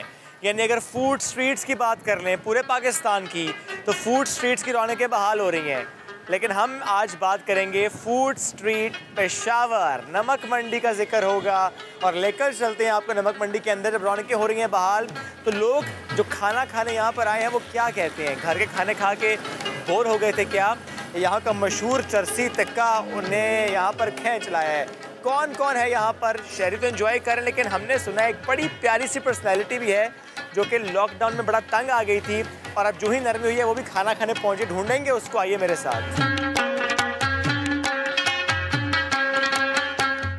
जो लोग यहाँ मौजूद हैं उनसे गुफ्तगू करते हैं कि चरसी टिक्का में ऐसा क्या है जो यहाँ पर फ़ौरन पहुँच गए चरसी टिक्का खाने। अस्सलाम वालेकुम। चरसी टिक्का ज़्यादा पसंद है आपको? चूँकि ये पेशावर की स्पेशलिटी है और हमने आज प्लान किया कि इंशाल्लाह हम आज जाके ना ये कुछ तकरीबन 1.5 साल बाद हमें मौका मिला कि बाहर जाके हम खाना खा रहे हैं। कभी ऐसा चरसी टिक्का खाने का नशा हो गया हो? नहीं, ज़ाहिरी बात है थोड़ा बहुत असर तो होता है जी।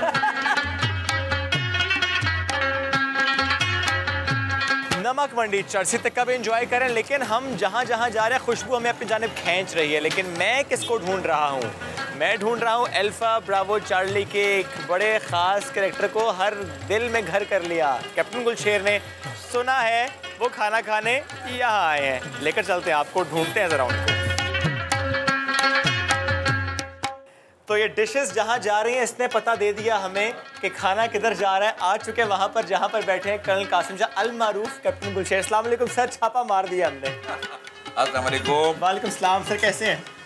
क्या हाल है? खैरियत है? अल्हम्दुलिल्लाह अल्हम्दुलिल्लाह। आप सुनाइए। A1 अल्हम्दुलिल्लाह। और उनके साथ हमारे बड़े प्यारे हमारे ब्यूरो चीफ पेशावर तारिक आफाक। अस्सलाम वालेकुम सर। वालेकुम सलाम। शोएब कैसे हैं? ठीक ठाक हैं? पकड़े गए सर? आज आपने छापा मार लिया। छापा मार लिया सर। हमने कहा ये जो लॉकडाउन में थोड़ी सी नरमी हुई है और अब हम देख रहे नमक मंडी पे जो रश है, तो कौन कौन नमक मंडी की खुशबू से खिंचा चला यहाँ पर आया। तो सर मुझे पहले आप बताएं कि भाभी घर के खाने से बोर हो गए थे बहुत ज़्यादा? नहीं, घर का खाना बहुत, ये वो घर वाले सुनेंगे ना इस चीज़ को। जी जी। घर का खाना इज वंडरफुल और बड़ा ज़बरदस्त है, वो तरियाक है। क्या क्या ऑर्डर आज आपका? हमने शिनवारी ऑर्डर किया था और ड्राई टिक्का ऑर्डर किया हुआ। ठीक है। फेवरेट आपके लिए हमने टमाटर का ऑर्डर किया है, टमाटर वाला कढ़ाई जो ये 2-3 किस्में है ना। जी जी। हमने वो किया हुआ है। अच्छा, और खीरे मंगवाए थे आपने? साथ चिकन भी किया है और सलाद मंगवाया था और दही मंगवाया, रायता मंगवाया आपने, पानी मंगवाया मेरे। बाकी चीज़ें तो हर जगह मिलती है, पानी आपके लिए खास तौर पे यहाँ का। अच्छा। पानी में ये उस पर यहाँ पे जो खाने का टेस्ट है ना, तो जो स्पेशलिस्ट है वो कहते हैं this because of the water. जो जानवर भी वो पानी पीते हैं और पकता भी उसमें है। सही। तो द टेस्ट जो कि यहाँ का है दूसरी जगह इसलिए नहीं मिलता कि पानी यहाँ का डिफरेंट है। अच्छा। इस पर ये तो हाजमे के लिए भी बेस्ट है। क्या पब्लिक में जाते हैं तो आवाज़ें वही लगती हैं, गुलशेर गुलशेर? नहीं, आवाज़ें तो लगती हैं उस पर, मगर ये कि वन फील रिस्पेक्टेड है उसमें। सिनफ़े नाजुक भी आवाज़ें लगाती है अभी तक? जहाँ लगाती हूँ मैं पकड़ा जाता हूँ। ऐसा वैसे होता है सर? कहीं खाना खा रहे हैं, कहीं शॉपिंग कहीं गए हैं भाभी के साथ और पीछे से किसी खातून ने आवाज़ लगाई हो या कहा हो सेल्फी लेने, भाभी नहीं हो, गुस्से से देखा हो? हमेशा ऐसे ही करती हैं।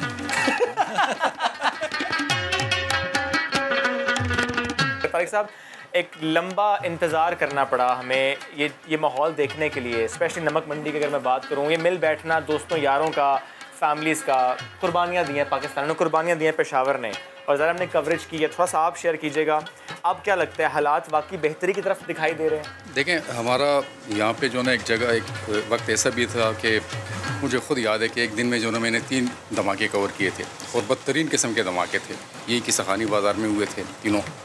तो एक वक्त तो वो था कि जब सुबह हम उठते थे तो यही दुआ मांगा करते थे कि अल्लाह आज का दिन जो ना खैरियत से गुजरे। और अब अल्लाह के करम से आप देखते हैं यहाँ पे कि सब दोस्त यहाँ पे मिल बैठ के जो है खाना खा रहे हैं। संजीदा, आप संजीदा हो गए। और इस दौरान हुआ क्या है? इस दौरान हुआ है कि आपकी प्लेट से एक बोटी गायब हो गई है। यार मेरी बात सुने, इसके साथ दोस्ती में जो है हमेशा यही होता है कि हमेशा ऐसे करते हैं, हमेशा इसी तरह करते हैं। अच्छा, आपने जो है एक सवाल इनसे पूछा कि भाभी जो ना वो माइंड तो नहीं करती, इन्होंने नाम क्या रखे हुए पता है? बशीर दूध वाला, शीर फरोश, नेक मोहम्मद दर्जी। बाकी बोलो लाल हो गए। प्रोपेगेंडा नहीं प्रोपेगेंडा। देखें मेरी बात सुने, मेरा तो बड़े करीबी दोस्त है ना, तो मुझे अब भाभी का नंबर इन्होंने किस नाम से सेव किया है जरा बताएं ना सर। उन्हें भी नहीं पता था। नहीं, आप बताएं सर। पेराडॉल सीएफ के नाम से। पेराडॉल सीएफ नाम से नंबर सेव किया है। क्यों? शादी के पहले साल होती है lovely doll, my doll, the doll और फिर आखिर में पेनाडॉल। वैसे ऐसा क्यों है? ये हर घर की कहानी है बाबा। अच्छा, अभी जब आप घर जाएंगे और भाभी आपसे पूछेंगी, मुझे तो बता के गए थे आप किसी काम से जा रहे हैं, काम ये था? ये कौन सा, ये लाइव तो नहीं आ रहा ना? नहीं। हाँ तो आराम से जब देखेंगे उससे को वकील रख लूँगा। कोविड के माहौल में कितना मिस किया इन आउटडोर गैदरिंग्स को, नमक मंडी को, या फॉर दैट मैटर जहाँ पे आपको खाना पसंद है? पता है क्या है, we missed it a lot. मगर बात ये है कि हमने अगर रिस्पॉन्सिबली बिहेव ना करते तो हमें देखे देखिए और लोग भी शुरू हो जाते हैं। गैदरिंग्स घर में तो अभी गवर्नमेंट नहीं रोक सकती ना कि घरों में जमा हो जाए, तो हम इंटेंशनली उसको अवॉइड करते रहे कि एक मैसेज कन्वे हो कि यार मैं भी नहीं कर रहा, आप भी ना करो, आप भी ना करो। तो इस तरह हम इस चीज़ को हमने अपने ऊपर लागू रखा कि नहीं यार ये सोशल डिस्टेंसेस और इसको हम मेंटेन रखें, सोशल डिस्टेंसिंग को। तो वो हमने इस तरह किया, तो रिस्पॉन्सिबिलिटी है, तभी अल्लाह का शुक्र है कि हम आज हम बैठे हुए हैं, इकट्ठे खाना खा रहे हैं। मैंने इस बंदे से मुझे मोहब्बत इसलिए है कि जब भी नेशन की बात आती है ना, ये बंदा खड़ा हो जाता है। और बिल्कुल ही उसने इसके पुराने प्रोग्राम आप देख लें तो जब मुल्क और कौम की बात आती है तो नेशनल मैसेज देने की बारी आती है, कभी शुएब को आप पीछे नहीं देखेंगे। He will always be forthcoming और he will always be find in the first ranks. Thank you so much. अब मैं अगला सवाल नहीं करता, थैंक यू वेरी मच। नहीं भैया बात बंद ये आपने अब मुझे वाकई कहकर निकलो, अब बारी है, मेरा लास्ट मैच है, मुझे खाना खाने दो। मैं नहीं निकला, मैं यही खाना खाऊंगा, क्योंकि आज जब यहाँ पर आए हैं हम डिफरेंट जगहों से होते होते तो यहाँ की खुशबू ने मुझे रोक लिया। नीचे आपको मैंने दिखाया भी था जब तैयार हो रहा था खाना, लेकिन अब हम खाते हैं खाना, आप भी खाइए खाना।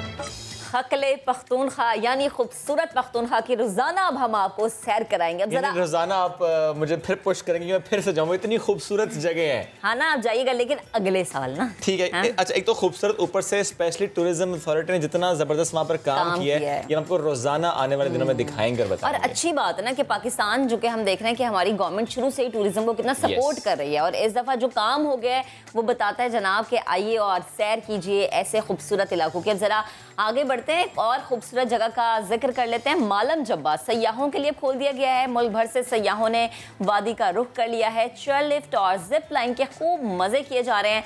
अफगानिस्तान से आए सयाह भी पाकिस्तान के कुदरती हुस्न के मुअत्तरिफ निकले हैं। मजीद हमें बताएंगे हमारे नुमाइंदे शहाबुद्दीन।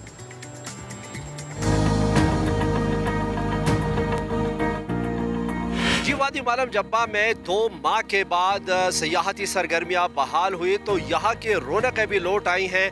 यहाँ पे जो चेयर लिफ्ट बंद थी वो खुल गई है, जिप लाइन भी खुल गई है, और जो सयाहती सरगर्मियाँ थी वो जोर से जारी है। और इसी तरह सयाह भी मुसलसल पर यहाँ पे खींचे चले आ रहे हैं।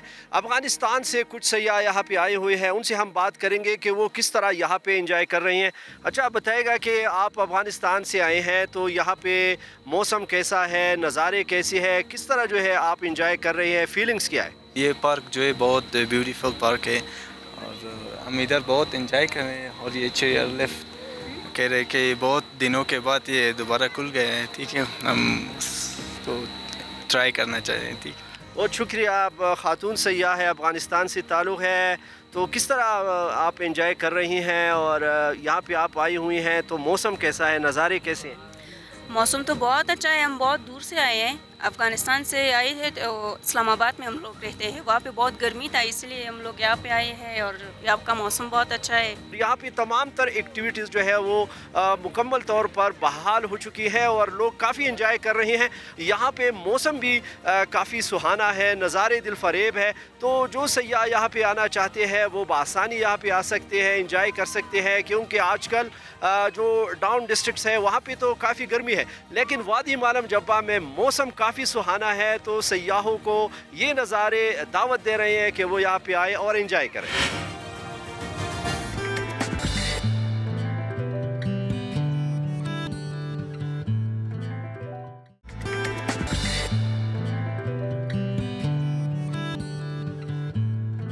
कराची सबसे बड़ी मवेशी मंडी सज चुकी है। यहाँ पर मुल्क भर से व्यापारी मवेशी बेचने के लिए पहुंच रहे हैं, बल्कि कहना ही चाहिए कि पहुंच चुके हैं। ईद कुर्बान के लिए ख़रीदार भी अब मंडी जा रहे हैं, लेकिन कोविड के इस दौर में SOPs पर अमल दरामद करना और करवाना, रश में वायरस के फैलाव को रोकना, इंसानों और मवेशियों को वायरस से बचाना, ये कितना बड़ा चैलेंज है और मंडी की इंतजामिया ने इस बार क्या प्लान बनाया है, क्या SOPs हैं और क्या ऐसा किया गया है कि व्यापारियों के लिए वैक्सीनेशन लाजमी करार दी गई हो, और अगर आवाम को मंडी जाना है तो किन बातों का ख्याल रखना होगा। बड़े खूबसूरत जानवर यहाँ पर लाए जा चुके हैं। बहुत से लोग यहाँ पर सिर्फ और सिर्फ मैं कहता हूँ विंडो शॉपिंग करने भी जाते हैं। बच्चे जिद करते हैं कि हमने जाना है मंडी और देखना है एग्जैक्टली कि बबलू कहाँ पर है, छोटू कहाँ पर है, मोटू कहाँ पर है, चांद कहाँ पर है, तारा कहाँ पर है। वैसे शुएब लास्ट टाइम आप गए थे, बिल्कुल गए थे। मजा आया था आपको? जी जी अच्छा, बहुत मजा आया था आपको इस दफा। लेकिन सबसे बड़ा चैलेंज यही होगा, लास्ट टाइम भी यही था कि आप कोविड में किस तरह से यहाँ के माहौल को बेहतर बनाते हैं। मैं सोच रहा हूँ इस बार आपको भेजते हैं मंडी। नहीं, मुझे मंडी जाते हुए बहुत डर लगता है। आपको डर किससे लगता है, सींगों वाले बकरे से या बैल से? मुझे छोटू मोटू बबलू सबसे डर लगता है, वो बैल हो या वो बकरा हो या वो ऊंट हो, मुझे सबसे डर लगता है। इवन मुझे वाकई इतना डर लगता है, मैं कुर्बानी भी नहीं देखती। मैं कुर्बानी भी नहीं देखती, आपको पता है। मैं अपने अम्मा अब्बा से कहती हूँ कि जब कुर्बानी हो जाएगी ना, मुझे तब उठाएगा ताकि मैं उठ के कलेजी खा लूँ या फिर मैं जो कबाब बनते ना फौरन से, वो वाले कबाब मैं खा लूँ। तो जनाब, ये जब हम मंडियों का जिक्र करते हैं तो कोविड के माहौल में सबसे पहली चीज़ जो है वो मवेशी मंडी जाना और मवेशी मंडी जाकर उन SOPs का ख्याल रखना जिसके बारे में हुकूमत हमें जब से कोविड हम देख रहे हैं आया है तब से हमें हिदायत करती आई है। लेकिन कभी कभार ऐसा होता है कि कभी कभार जानवर भी किसी ना किसी बीमारी से हमें मुतासर नज़र आते हैं किसी ना किसी हद तक, फिर उस पर कंट्रोल पाना। और जब बच्चे सिर्फ विंडो शॉपिंग के लिए जाते हैं, उन बच्चों को मास्क लगा के और उन बच्चों को अच्छी तरह उनके हाथों को सैनिटाइज करके लेकर जाना, ये वालिदैन की जिम्मेदारी है। ठीक है, यावर रजा साहब ने हमें ज्वाइन कर लिया, तर्जुमान मवेशी मंडी। यहाँ यावर साहब, थैंक यू वेरी मच। यावर साहब, प्लीज सबसे पहले शेयर कीजिएगा, लास्ट ईयर भी यही माहौल था, कोविड का माहौल था, सख्त SOPs के लागू करने के साथ आप लोगों ने कंडक्ट किया था सारा सिस्टम। इस बार क्या है, सेम रूटीन है जो लास्ट ईयर थी? अच्छा, मैं पहले तो आप लोगों का शुक्रिया कि आप लोगों ने आज समाज जो है ऑल टाइम जो है इस मंडी पे बड़ा फोकस करता है। अच्छा, बिल्कुल बात सही है आपकी। लास्ट टाइम तो कोविड की सिचुएशन बहुत वर्स थी। और आज की अगर आप NCOC की रिपोर्ट भी देखें तो आज 3% के ऊपर जो है वो कराची की पॉजिटिविटी है। तो इसका मतलब है कि सिम्टम जो हमें फिगर्स आ रही हैं बहुत होपफुल है। अब पहले से तो ये मंडी बहुत बेहतर है, लेकिन फिर भी आपको पता है कि इस वैक्सीनेशन के बावजूद जो है वो कहा जा रहा है कि आप एहतियात करें। तो मंडी आने वालों के लिए हमारी हमेशा रिक्वेस्ट ये रहेगी कि आप अभी इस सिनेरियो के अंदर भी, जबकि हालांकि हम बहुत अच्छी कंडीशंस में हैं, लेकिन फिर भी आप एहतियात करें, मास्क लगाएं, कोशिश करें कि कम से कम लोग आएँ और सिर्फ इसको सुन्नत इब्राहिमी को अदा करने के लिए, इस फरीजे को अदा करने के लिए आए, ना कि किसी फेस्टिविटी के लिए। अच्छा यावर साहब, जैसे आप कह रहे हैं कि कम से कम लोग आएँ, तो क्या कोई ऐसे भी SOPs बनाए गए हैं मंडी इंतजामिया की जानिब से कि अच्छा ठीक है, एक के साथ एक शख्स आ सकता है, वो होता है ना कभी कभी पूरी फैमिली आ जाती है, या फिर बच्चों के आने पर पाबंदी अगर लगाई गई हो, तो इस तरह का इस दफा कोई माहौल हमें देखने में मिलेगा? नहीं, इस दफ़ा ऐसा कोई माहौल हमारा नहीं है। द रीज़न इज़ कि लास्ट टाइम हमने बहुत कंट्रोल किया कि बच्चे ना आ सकें, बुजुर्ग ना आ सकें, लेकिन इस दफ़ा सिर्फ हम अपना मैसेज ज़रूर कन्वे कर रहे हैं, बार बार अनाउंसमेंट्स कर रहे हैं और लोगों को रश में इकट्ठे होने नहीं दे रहे। इसीलिए हमने मंडी का रकबा भी थोड़ा बढ़ाया है और गेट ओपनिंग्स भी ज़्यादा की है ताकि लोगों का एक रश ना बन सके। इस दफ़ा लास्ट टाइम की उसके ऊपर हमने NCOC को रिक्वेस्ट की, सिंध टास्क फोर्स को रिक्वेस्ट की कि इनके टाइमलाइंस ना बाउंड किए जाएं ताकि लोग अपना एक अच्छे स्प्रेड में आपके पास 24 घंटे हो आने के लिए मंडी, ना कि पिछले साल ये हुआ था कि शाम 6 बजे तक आप मंडी आ सकते हैं, 8 बजे बंद हो जाएगी मंडी। ठीक, यावर साहब ग्रेट। अब मुझे बता दें सर कि अब तक कितने जानवर मवेशी मंडी लाए जा चुके हैं और कितने बिक गए? अभी तो पूरा महीना बाकी है, लेकिन क्या बिक गए हैं कुछ जानवर?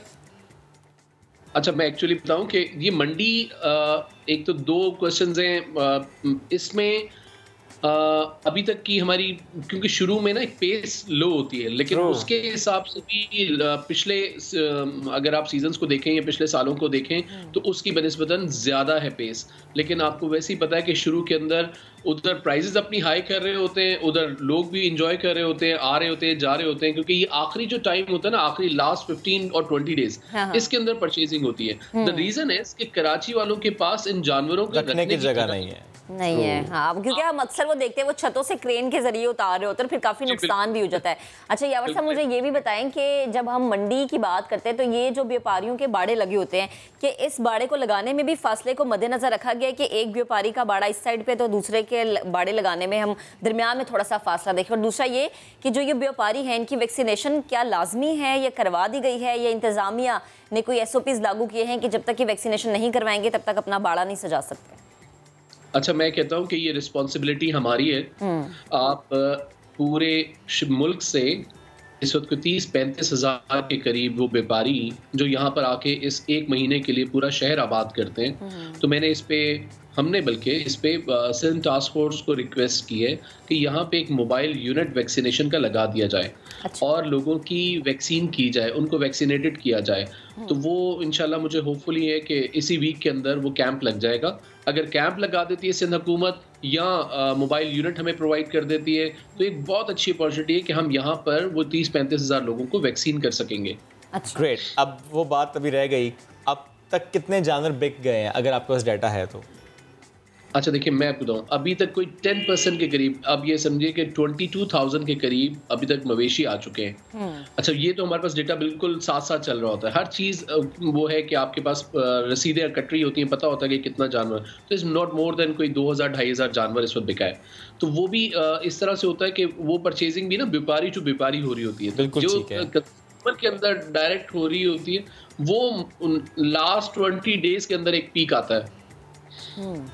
अच्छा यावर साहब, ये जो मंडियों के अतराफ में सोसाइटीज़ होती है ना, ये बड़ी शिकायत करते हैं कि ये मंडियाँ या ये शहर आबाद होने से हमें बड़ी परेशानियों का सामना हुआ है। आप लोगों ने इन सोसाइटीज़ वालों को ये सहूलत देने के लिए कि उनको किसी भी तरह की परेशानी का सामना ना हो, आप लोगों ने इसके लिए क्या काम किया है अभी तक? ये बहुत ही रेलेवेंट क्वेश्चन है। मैं चाह रहा था कि आज इस क्वेश्चन की ब्रीफिंग हो जाए। द रीज़न इज़ कि जो आप लोग दिखाते हैं ना, वही आईना होता है। आपके पास हर तरह का नैरेटिव होता है, दोनों साइड का नैरेटिव। देखिए, मेरे लिए सोसाइटीज़ के लोग जो है वो सबसे इम्पॉर्टेंट हैं। हम पूरी जो इधर इंतज़ामिया बैठी है, वो यहाँ बैठी है व्यापारियों को फैसिलिटेट करने के लिए, यहाँ पे आने वाले विजिटर्स को फैसिलिटेट करने के लिए, और यहाँ की जितनी सोसाइटीज़ हैं उनको फैसिलिटेट करने के लिए। हमने अभी करंटली ये किया कि जितनी भी सोसाइटीज़ हैं उनके रेजिडेंट्स को उनके पासेस इशू कर दिए। अच्छा, ये करने की रीजनिंग ये थी हमारे पास, हमने उनके कोई गेट्स बंद नहीं है, उनकी हर तरह से सिक्योरिटी हमने प्रोवाइड करनी है। द रीज़न इज़ कि जब ये मंडी यहाँ पे लगती है, यहाँ पे कोई 5-6 मिलियन कराचीइट्स आते हैं, यहाँ पे हर तरह के लोग आते हैं, तो इन सोसाइटीज़ को प्रोटेक्ट करना भी हमारी रिस्पॉन्सिबिलिटी है। अच्छा। हम ऐसे ही इन 5-6 मिलियन लोगों को बिल्कुल एक्सेस नहीं दे सकते कि वो हर जगह चले जाएं, तो इसलिए हमने सोसाइटीज़ की लिस्टें लेके उनको पासेस इशू किए कि आपके पास है पूरी उसके अंदर, अदरवाइज और कोई भी सोसाइटी इधर आया हुआ पब्लिक में कोई लोग आपकी सोसाइटी में नहीं जा सकते। तो ये रिस्पॉन्सिबिलिटी भी हम अपनी समझते हैं कि आपको ये सिक्योरिटी प्रोवाइड करनी है। अच्छा, कुछ लोगों को था कि आपने पासेस क्यों बना रहे हैं जी, हमारी सोसाइटी, हम तो जा सकते हैं। बिल्कुल जा सकते हैं, आपको ही फैसिलिटेट करने के लिए कि यहाँ आए हुए जो इतने लोग हैं वो कोई आपकी सोसाइटी में ना एंटर हो जाए। अच्छा यावर साहब, एक और चीज़, जब हम इस शहर की या इस जगह की बात करते हैं तो क्या कोई लिमिटेशन होती है कि इतने व्यापारी जो हैं वो अपना जानवर लेके आ सकते हैं? या कोविड के माहौल में अगर हम देखें तो इस दफ़ा कोई ऐसा इंतज़ाम किया गया है कि सिर्फ इतने व्यापारी आ सकते हैं, इतने जानवर आ सकते हैं, अगर इससे ज़ायद जानवर है तो मंडी को दूसरी जगह पे मुंतकिल किया जाएगा, जैसे कि आप खुद कह रहे हैं कि इस दफ़ा रकबा जो है वो भी बढ़ाया गया है? अच्छा, उसका आप यही फोर्स ही करते हैं कि इस दफ़ा मंडी को इसीलिए रकबे को थोड़ा बढ़ाया गया और उनको थोड़ा ब्लॉक्स को भी अलग अलग किया गया, थोड़ा उसमें डिस्टेंसेस ज़्यादा किए गए कि अगरचे हम केटर कर सकें। हमें एक्सपेक्टेड है कि इस दफ़ा मंडी पिछले साल से 10% 15% एक्सेस जाएगी। अच्छा। तो हमने उसी को केटर करते हुए पहले से उस रकबे को बढ़ाया। सही है। और अभी तक जो है इस मंडी में ये जो शहर, जिस शहर की आप बात कर रहे हैं, यहाँ पर सबसे भारी भरकम जानवर जो है वो कौन सा है? अच्छा, ये तो आपको अगले 20 दिन ना रोज नया मिलेगा, रोज एक चिंटू मिंटू बबलू हमें मिल जाएंगे। बिल्कुल रोज समा की टीम तो डेली वहाँ पर होती है। exactly. और रोज कुछ नया कुछ उनको मिल रहा होता है। वैसे आपके ऑब्जर्वेशन क्या है सर, लास्ट ईयर के मुकाबले में रेट्स क्या हैं, कम है, ज्यादा है, सेम है? अच्छा, ये मैं हर दफा ये कहता हूँ कि इस मंडी की खसूसियत ये है कि ये मंडी जितनी बड़ी मंडी लगाई जाती है ना, इसमें आपकी इस्तात के मुताबिक जानवर आपको मिल जाता है। मैंने कभी नहीं देखा कि जिसकी इस्तात 15,000 रुपए के बकरे की और उसको वो बकरा ना मिला हो। किसी की 20,000 रुपए की है तो कोई लाख रुपए का जानवर खरीद रहा है, कोई 50 लाख का जानवर खरीद रहा है। इस मंडी की खसूसियत ही मैं ये समझता हूँ कि ये है कि ये हर तरह की कराचीआइट को केटर कर लेती है, जबरदस्त क्लास को केटर करती है। जबरदस्त। जितने पैसे लेकर जाएंगे, जो सोच के जाएंगे कि इसमें जानवर खरीदना, इंशाल्लाह आपको इस मंडी से वो जानवर मिलेगा। यावर साहब थैंक यू वेरी मच, साथ मौजूद थे। इंशाल्लाह चलकर आपको तंग थोड़ा थोड़ा करते रहेंगे, जानवरों के बारे में जानते रहेंगे, मंडी से मुतालिक बात करते रहेंगे।